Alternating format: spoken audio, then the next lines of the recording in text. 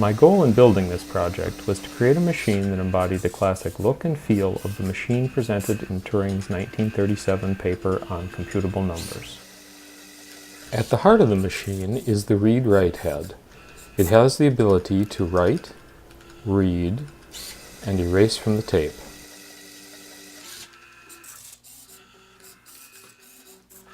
Writing on the tape is done with a standard fine-point dry erase marker. The marker is moved in the y-axis with a servo. The transport of the tape provides the x-axis motion.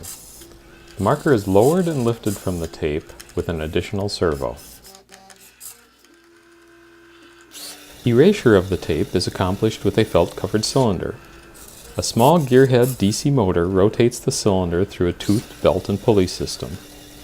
The erase head is lowered and raised by a small pin in the base of the read-write head. This pin rides on a cam attached to a servo.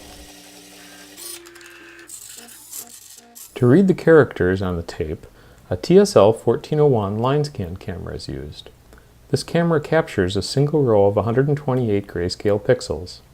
By transporting the tape between scans, a complete character can be recognized. A bank of LEDs provides even illumination for the camera. This camera provides the only source of information the Turing program has for what is on the tape. The tape for the Turing machine is a 1,000-foot roll of white 35mm film leader. Motorized roll stands at either side of the read-write head automatically handle the tape. Transport of the tape is done with the cog at both ends of the read-write head. These cogs are moved with a stepper motor driving a toothed belt system. One revolution of this motor is equal to one cell of the tape. Just in front of the read-write head is the control console. This console contains a custom display board. Mounted to the back of the display board is a second PC board containing a parallax propeller chip.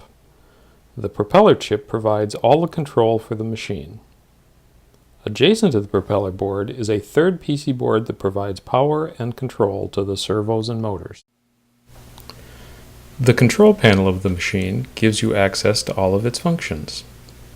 Through the use of a 5-position switch, you can load programs, define defaults, move and erase the tape, or run in single step through programs. Programs are written and saved to SD cards as simple text files from any computer. Once the card has been inserted into the machine, you can browse its directory and select the program you want to run. Often programs need to operate on a tape that already contains data. Default tapes can be saved as part of a program file. They can also be created and edited from the user console.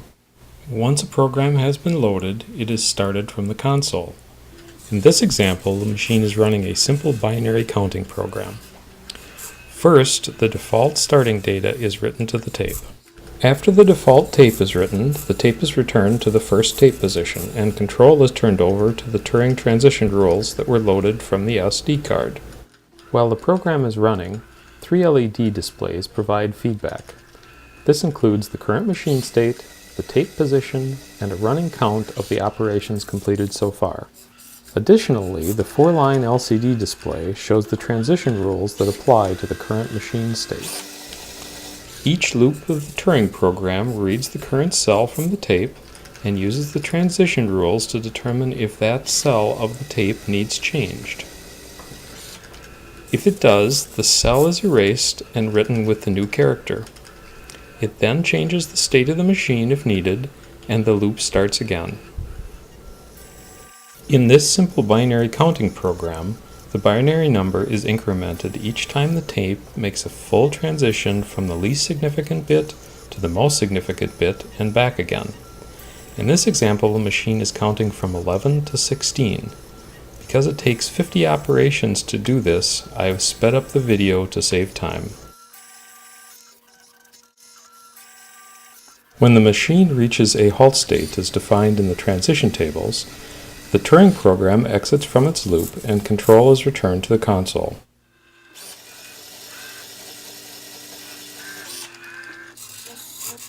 Thank you for watching this video. I hope you have enjoyed it.